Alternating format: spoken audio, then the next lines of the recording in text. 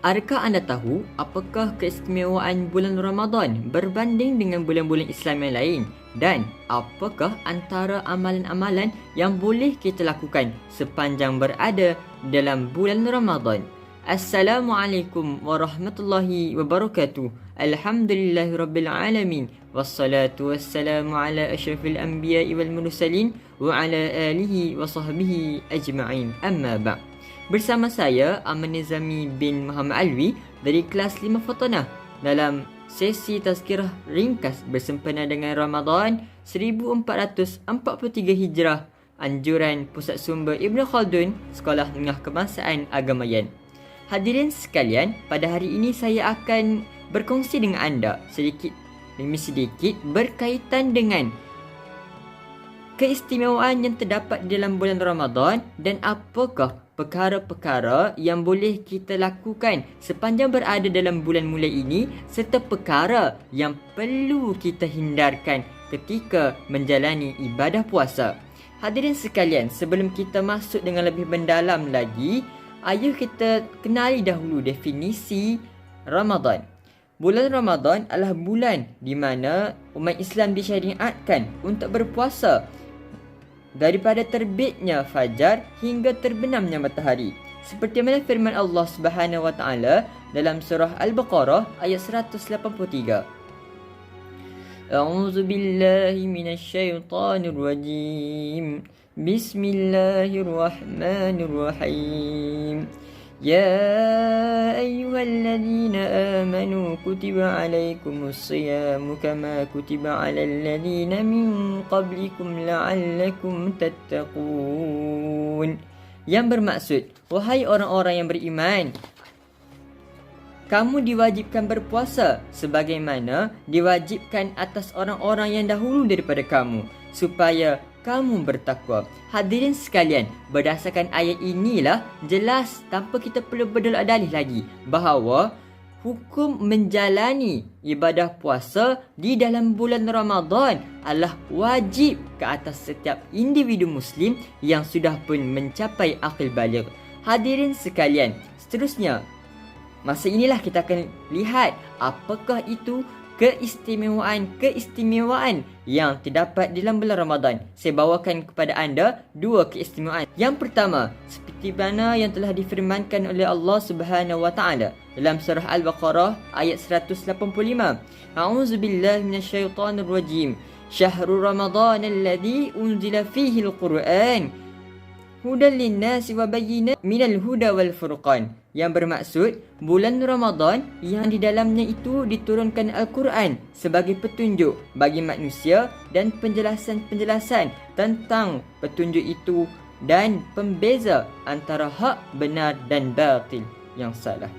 Hadirin sekalian, inilah bulan, iaitu bulan Ramadan yang di mana turunnya satu mukjizat Nabi Muhammad sallallahu alaihi wasallam, mukjizat yang besar untuk kita, peristiwa yang terbesar berlaku dalam kehidupan kita, sejarah kita umat Islam, iaitu nuzul Quran, berlaku pada 17 Ramadan pada hari Jumaat ketika baginda Nabi Muhammad sallallahu alaihi wasallam berusia 41 tahun. Hadirin sekalian, bertuahnya kita sebagai umat Nabi Muhammad, diturunkan sebuah kitab suci Al-Quran khusus untuk kita, untuk menjadikannya sebagai panduan dalam kehidupan sebagai seorang individu Muslim. Hadirin sekalian, yang kedua keistimewaan bulan Ramadan adalah di dalam bulan ini Allah Subhanahu wa taala mengurniakan kepada umat Nabi Muhammad satu malam yang apabila kita beramal pada malam tersebut, amalan tersebut kebaikannya lebih baik daripada 1000 bulan. Hal ini bertepatan dengan firman Allah Subhanahu wa taala dalam surah Al-Qadr ayat 2. A'udzubillahi minasyaitonir rajim. Lailatul Qadri khairum min alf syahr. Yang bermaksud malam Lailatul Qadar lebih baik daripada 1000 bulan. Ya hadirin sekalian, itulah yang kita kenali sebagai malam Lailatul Qadar yang berada pada 10 malam terakhir di dalam bulan Ramadan.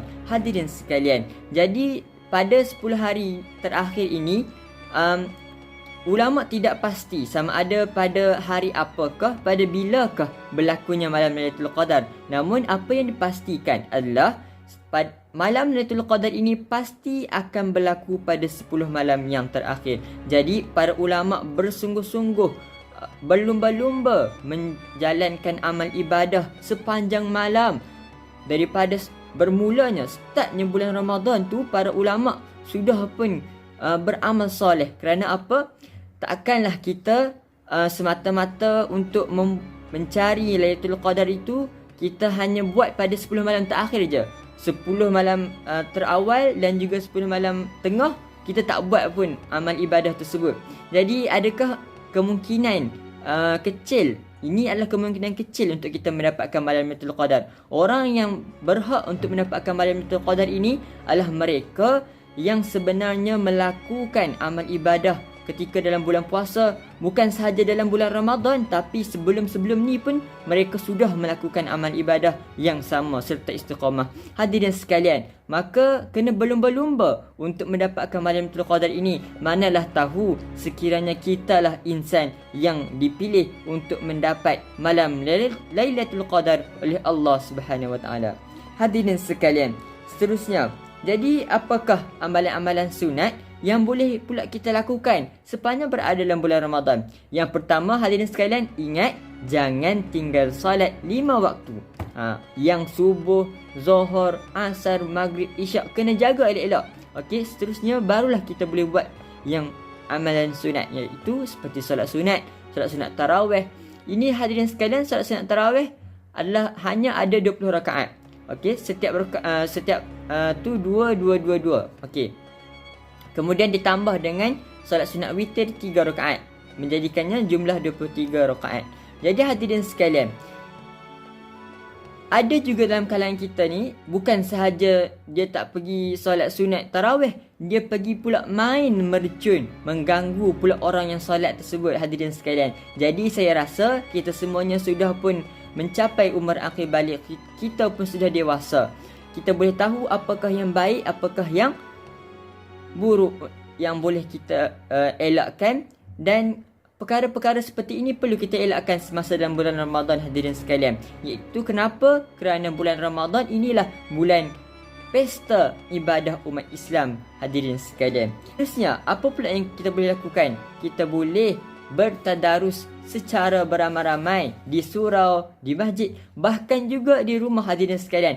Amat digalakkan oleh Rasulullah sallallahu alaihi wasallam, iaitu sentiasa bertadarus Al-Quran. Dan yang paling seronok sekali adalah apabila kita mengkhatam Al-Quran bersama-sama dengan rakan-rakan kita, hadirin sekalian. Masya-Allah, sungguh hebat wahai para muslimin dan muslimat. Maka kita harus ingat bahawa dalam bulan Ramadan ini bukan bulan untuk kita berfoya-foya, dan juga dalam bulan Ramadan ini adalah bulan yang kita perlu bersungguh-sungguh untuk menjalankan amal ibadah kepada Allah Subhanahu Wa Taala. Seterusnya hadirin sekalian, perkara yang perlu kita elakkan adalah jangan membazir makanan. Orang Malaysia, kita sentiasa salah faham. Bulan Ramadan ini kita anggap ia sebagai pesta makanan dan bukannya pesta ibadah. Kadang-kadang tu kita pergi pasar malam, okey, satu tangan ada 5 jari, tapi dalam setiap jari ni ada 2 plastik, menjadikan 10 plastik makanan yang ada pada tangan, tak termasuk lagi tangan kiri. Punyalah kita ni taksub, dan juga kita punya nafsu nak makan tu kerana apa? Alasannya sebab penat berpuasa seharian. Last sekali berlakulah pembaziran, hadirin sekalian. Jadi ingat, kita ni dalam bulan ibadah ni, syaitan ni diikat. Tapi kena ingat balik, apabila kita buat maksiat, kena fikir siapa yang syaitan sebenarnya, hadirin sekalian.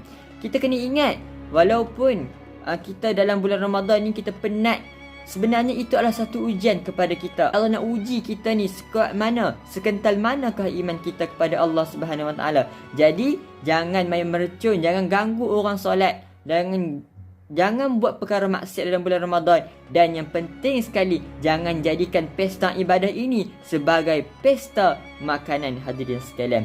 Jadi sebagai penutup bicara, ayolah kita bersama-sama hadirin untuk memperbanyak amalan di dalam bulan puasa, iaitu dalam bulan Ramadan. Kerana apa? Kerana kita nak mendapatkan syafaat dan mardatillah, hadirin sekalian. Serta ayuh kita berlumba-lumba mencapai malam Lailatul Qadar. InsyaAllah semoga-moga kita menjadi salah seorang yang mendapat malam Lailatul Qadar. Jadi setakat itu sahaja daripada saya. Allahu Akbar. Tu dah azan dah tu.